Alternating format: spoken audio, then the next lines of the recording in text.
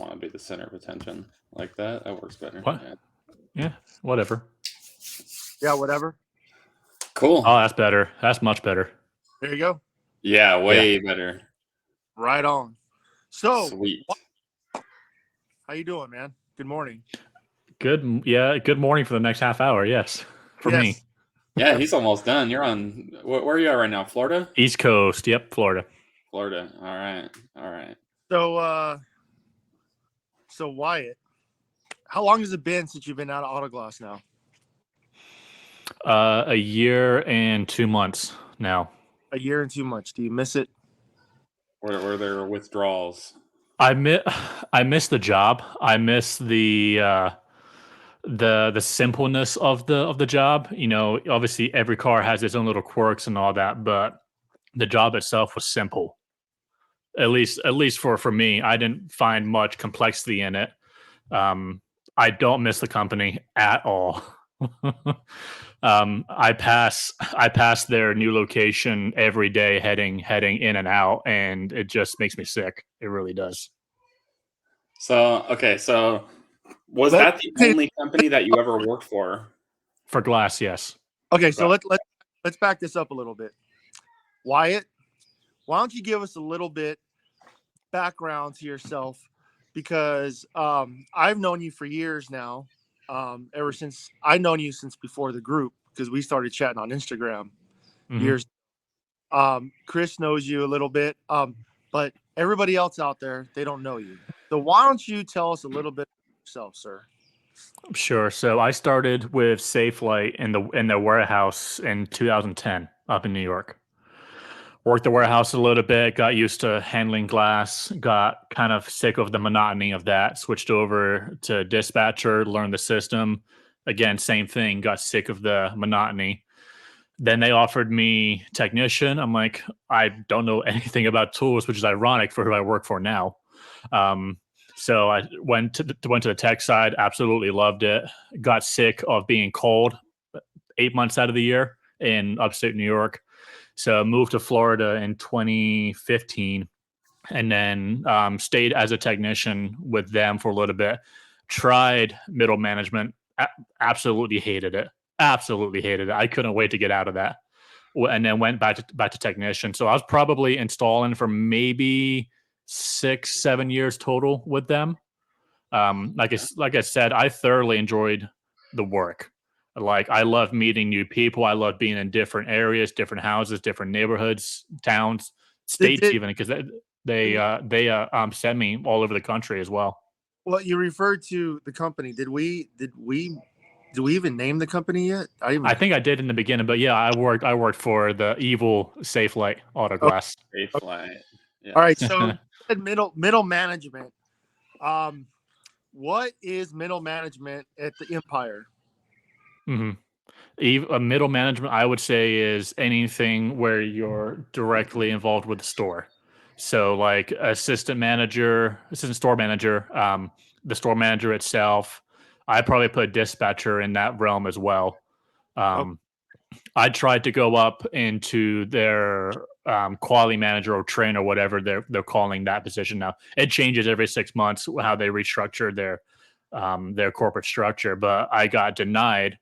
I guess probably because I was making way too much freaking money doing 8 installs a day with recals on top of it. Yeah. So, which I guess I'm thankful for that because I needed a way out. I was miserable coming home. I hated life. It's just the more and more I kind of backed away from drinking their Kool-Aid, I saw the problems that everybody on AGTT talked about. I couldn't see it because I was drinking right from the faucet. But now, stepping back and seeing how they're screwing you on stealing work orders, stealing jobs, pricing you out, it's sickening. It really is. Yeah, they're I think their 1B goal, 1A goal is to put windows in cars, and 1B goal is to crush every small shop in the planet, one way or the other. So, let's see. I've heard these stories about techs being out on jobs and rat management just rolling up out of nowhere just to tool check their vans and all kinds of under the thumb super Gun middleman. extractor. Yeah, you gotta. Oh, That, dude, that true story. it got bad towards the end. I think it was like probably 3 months before I actually gave in my notice. They they weren't even sending out managers to go check on you. They were hiring a third party company to show up in rental cars, watch you from a distance, take notes, take videos, take photos, and then forward all of the results to upper The managers. worried about their guys using a Wow. cold knife or something that they're hiring private investigators to tail them. Yeah. Basically, yeah, that's what it sounds like. Yeah, private investigator That is not in a absolutely company car. fucking asinine. Like, oh my god. Like They won't provide the training. I don't know what their training's at now, but what was it when you first started? How long was it when you first started? You, when I started, it was in they were just transitioning and taking the extractors out of the shops, and they were this is when the Easy Wire kind of was brand new to everybody. So the training was more, hey, here's the book, study it in your own time, but we're going to send you on the road and get on the job training with guys actually in the field working on cars. Versus now, it's all classroom. You sit in a classroom for I think 2 months, learning the chemical properties and the rules and procedures that Sika or whatever company they're using now for their glue outlines. And then you have to take a test, and as long as you pass the test, they call you a technician. They're supposed to do an actual assessment on your ability. They're supposed to watch and time you do a car, but they're in such need of help right now that they'll take anybody. Well, see that I like the classroom. I like the classroom starting off there, but then it should go to an on-the-job training with yeah, another. They combine both of those ways. That would be a great training. And two they have. I months agree. and 2 months. Like, I mean, if anybody in the industry had the money to do that, it would be them. You know, if they really Mhm. want. Now, I will say this: I absolutely despise Safelite with everything in my heart, and I worked there, and I basically got to the same spot kind of you did, Wyatt, to middle management, assistant store, floating, filling for manager type of crap. And I got out right when Bell Ron was really starting to get their teeth in there. And the way I was trained was just old school free for all. We didn't even have extractors. Like it was so long ago for me. So I Back in mean, my day. yeah. Listen here, buddy. But I know guys here locally to me that are all ex Safelite guys from like your same generation, a Safelite guy, and they're great techs. They're Mhm. great techs. The guy, my employee started off at Safelite, and he's an excellent tech. And I know that good guys come out of there, and I know there's guys in the group that are good guys that work. Mhm. So when we talk all this shit, I really don't want those guys to really feel a certain way because it's not necessarily about the text, no, unless it's there are a few texts that are the bootlickers, the Kool-Aid drinkers, as you put it. Kool-Aid drinkers. They're mixing, handing out the cups of Kool-Aid. So, those guys can well, you can kiss my ass for all I care, but And I get that, Jeff. I mean, I think I challenged you on some things way back in the early days of well, hey, Autoglass Tech Talk. tell the world how you found me. Oh, I I looked up on Instagram the hashtag fuck Safelite, and that's where I found Jeff. Friendship. That's pretty awesome. I remember Wyatt hit me up and he's like, he was having a really rough day and he just got mad at Safelite and stumbled upon my post. And that was back when, before the group, when I was on wild on Instagram, constantly bashing Safelite. So it's kind of funny. So yeah, go ahead with what you were saying though, how you used to be one of them Kool-Aid kids. I used to be one of those Kool-Aid kids because I would see other I It's funny how the tables have turned. I would see when I was drinking the Kool-Aid, I would see other glass companies on the road. I'm like, why are there other companies? We're clearly the best. Why does there need to be people picking up our scraps or our leftovers? God damn, And that's cold. Like, I know I severely apologize for that now. Like I said, it's funny how the tables have turned. Um, but oh, man. now seeing it, I understood why I thought that way because that was job security for me. That was how I fed my family, earned a living. I will say this: Safelite did give me more abilities and more chances than I think a smaller company would have, as Yeah. far as like learning different aspects of the job, warehouse dispatching, middle management. They actually were able to transfer me down to the one down here in Orlando, and there was no disruption in pay. It was a very simple transition. I took a week of PTO to move, and then I started Monday, and they already had a truck and work for me ready to go. And Yeah. I don't think any other company would be able to do that, especially no one as large as Safelite would be able to at least do that. I love the friendships that I've also generated in my time. Actually, one of the guys I worked with closely now works with me at Snap-on. He's another sales guy on the other side of town from me, and him and I are very close because of that friendship that I got with him. And then meeting you guys and the thousands of other people that are in AGTT. It's cool to see the development and the growth of it as well. Well, I mean, Definitely. my brother, I have a brother who works at Safelite, and he's in management, and he's never been a tech, and he'll never ever act like he was either. He's not that guy. But he started off, I believe, as a CSR.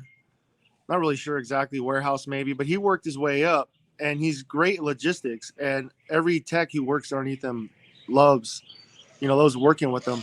But Safelite also moved him and his whole family across the country. And, for things like that, guys like my brother, they do take care of them good. There's not really a whole lot of other jobs that my brother could make the money he makes and be able to support his family and everything with what he's got. But at the other hand, just because of some of the good things they do, it's like they shouldn't they shouldn't, get a pass for all the crap they do to a lot of businesses. I And think go ahead. no, what are you gonna say? I would say it goes back to like what we've always said. This, this is something we've always said. It's nothing against the techs. It's nothing against the people working there, really. I mean, minus the super diehards. But other than that, like it overall, the most of the techs and the people working there are taken care of, and it is a good structure. It works out for a lot of people. The people are able to move their whole lives to a new state and to a new area. From that it just always comes down to the company itself and everything that they've done to the independent. Mm-hmm. Well, and I know in some markets, in some areas, more in the smaller places, I'm assuming it hurts them a little bit more the way Safelite does some things to them. But like for me in my market, it's great because it's such a big market, and there is so much turnover with techs that their quality really isn't that great all the way across the board. They'll have some good techs, but man, the butchers they have, and all that does is create good situations for me because like I get work from the insurance companies. I mean, I get a dozen jobs or so a month for free just sent to me because customers in my area don't want to deal with Safelite, Mm-hmm. and that helps me. Plus, guys like me who offer calibration and everything should use Safelite's marketing to our advantage. Then when customers question us about the calibration, all we got to do is refer them, the Safelite's commercials that are all over TV saying about the safety calibration and all this other stuff. So it is an evil. It is an evil that will be here forever, unfortunately. But I mean, if you can manipulate it your advantage, why not? Right, and I know every location, every store, every state is different with how they run. Like the market I came from in New York was phenomenal. I mean, it was run very well, and then I moved down to Florida, and it's a completely almost like a different company. Um, I posted this on the page when I left, but I posted a copy of my letter of resignation, I remember. and I put in there the Doctor Strange quote from Infinity War.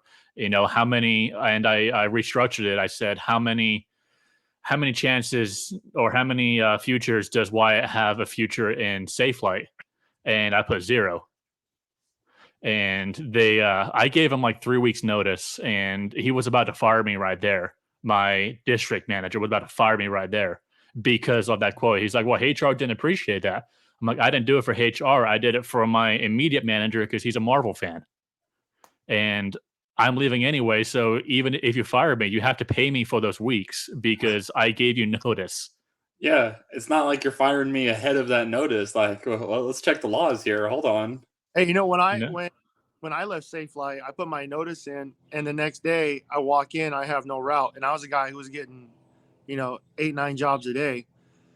And I walk in and no route, and they go, they need to talk to you, and I already knew they were going to fire me. That's what they Mhm. do, you know. I mean, and I understand that usually the last couple weeks of a technician's work is usually the shittiest. You know, they're hacking stuff up because they just don't care. So I get it. That goes case by case, but I was putting in 16 to 1700 units a year and had a 0.1% warranty rate. So, I mean, I was a quality guy, and I also have an integrity in whatever work I do, whether it's professional or pleasure. I'm going to do the best that I can because that's just who I am. So I guess that's probably why they kept me on until the very last day. And also, I was their only master tech on the payroll at that store, so they kind of needed me to help, save the younger guys or do those BS jobs that nobody wants to do. Of course. Hey, when you were there, did you guys get referred to by your name, or did you guys have employee numbers? Name, definitely name. But I know how the management works. I know like when they're in their regional meetings that they'll be okay. These employee numbers, we need to work on these guys because they're horrible. They have bad metrics. They're late. They run up the time. Um, I mean, I was always referred to my name. I never saw it like that, but I can imagine that's probably how they saw us. Back in the day when I worked there, and guys in the group who worked with me at Safe, like we weren't even names; we're just numbers. Like Hmm. literally, you just had a tech number, and that's what Oh, it's. that's what you mean. Okay. Yeah, you know what I mean. And I Yeah. don't know, it's kind of like it's just it's like a factory. You're just a It commodity, and you know you go away, and someone else will be right behind you. It's like one of those cartoons you see with just multiple things is on repeat. So I don't know. mhm. I mean, with a company that size, it is hard to keep it, small and personal. I see that now with the company that I work for, and there's just not enough time in the day to really get personal, with everybody. So you kind of have to make the best of it. Hence why you generate these friendships and these long lasting relationships with other people within the company, and that doesn't matter whether that's Glass or Walmart or whatever. Oh, It's that goes across the board. Yeah. oh, oh no, there's guys in the group that I'm friends with that I met at Safe Flight when I was a teenager and in my early 20s, and we're still friends today.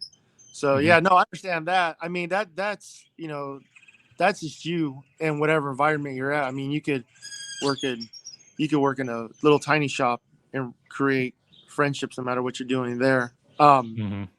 But I don't know, they're the monopoly of it, and how they're just slowly eating up like a cancer, just eating up businesses all across the country, all across the world. It's not just us. They're in Africa, and they're in Hmm. Europe.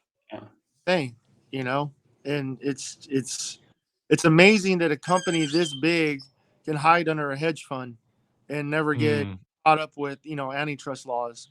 That's mhm. a too, like how can you have your hands in every aspect of the industry? How can you be a retailer and a wholesaler and a claims mitigator and everything rolled into one? I don't Mhm. understand how it's not a giant conflict of interest, you know, but Right. whatever.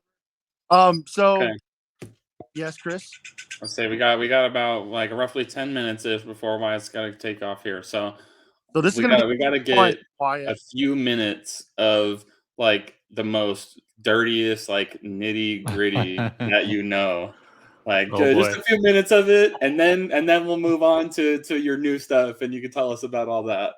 But we I want to know like I think the most effed up stuff I saw was, so we had a tech cut a pinch weld on a Ford Edge 1654. I can't believe I still know all these freaking part numbers too.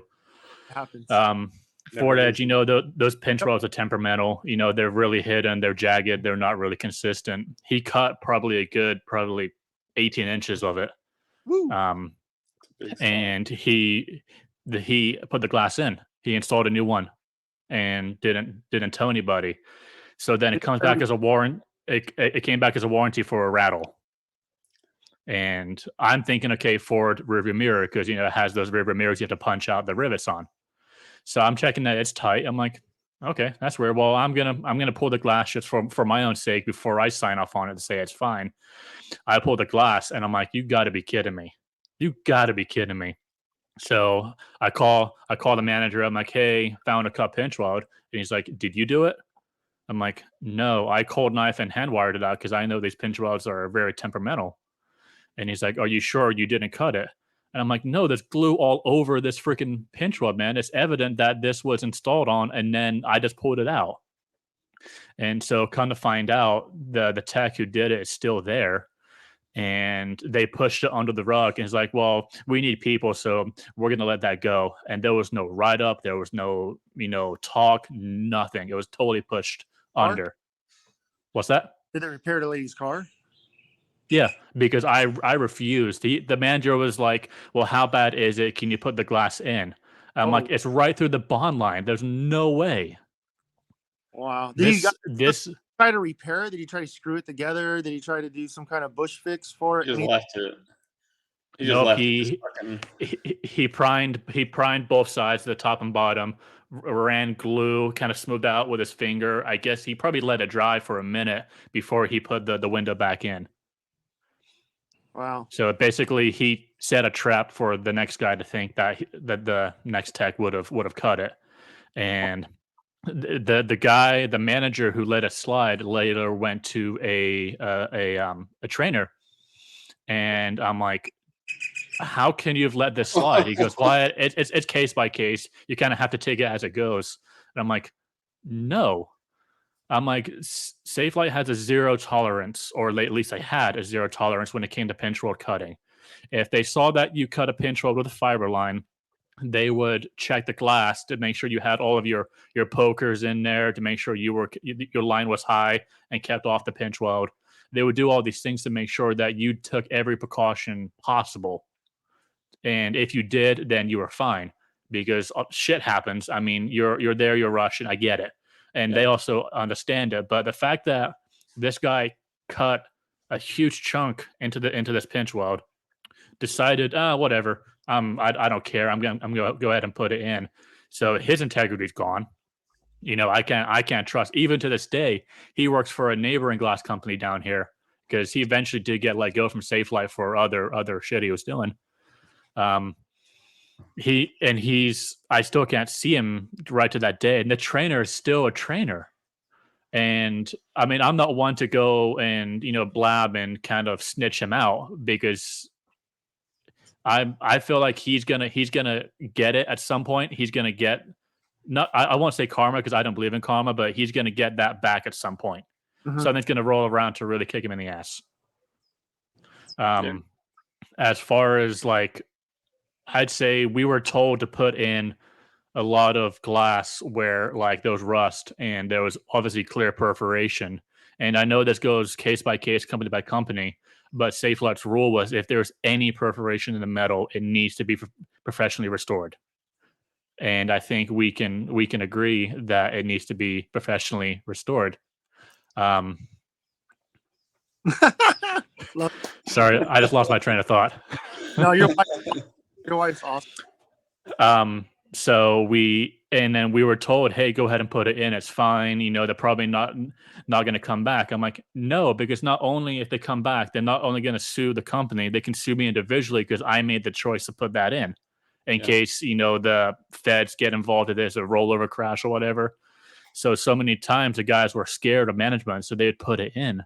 And then sure enough, it'd come back for some reason, molding flew off or it's leaking or distortion to where, okay, here I am pulling out and here I find a hole. And we were told to put it in just because we wanted to try and save face and try and quote unquote do right by the customer. That's not doing right by the customer. That's putting everybody at jeopardy. Everybody. Just spend the money for a couple $100 to get it fixed. If Safelite really cared about their customers, they would have a service to where, okay, we'll take it to the body shop for you and we'll split the cost. Their profit margin on what they do is so high. They make so much stinking money off what they do. They could do right by the customer and go halfway or even fix it. It doesn't cost that much money to have a pinch weld fixed, whether it's, you know, whether it's being cut or whether it's been rusted out. No. So just stupid stuff like that really grinds my gears because we're taught one way, but then we're shown another way. So there's no consistency. Yeah, they preach something and don't follow through with that same preaching of it. Mm-hmm. Well, I mean, it goes back to like company size too. You know, the company's so big, it's really hard to, you know, to regulate something like that when you have so many different opinions and you know, humans involved. The more humans that are involved in anything, the more chaos ensues. That's just life. Right. I know I got to go here in like 2 minutes. So why don't we just cut this now, make this a part 1, and then we can do a part 2 talking about Wyatt's new career. Cool. Let's do it. All right. All right. So part 1, that was it. Safelite, Wyatt. Some dirt from an great employee. Yeah. Top tier tech. Yes. The triple T's. Triple T's.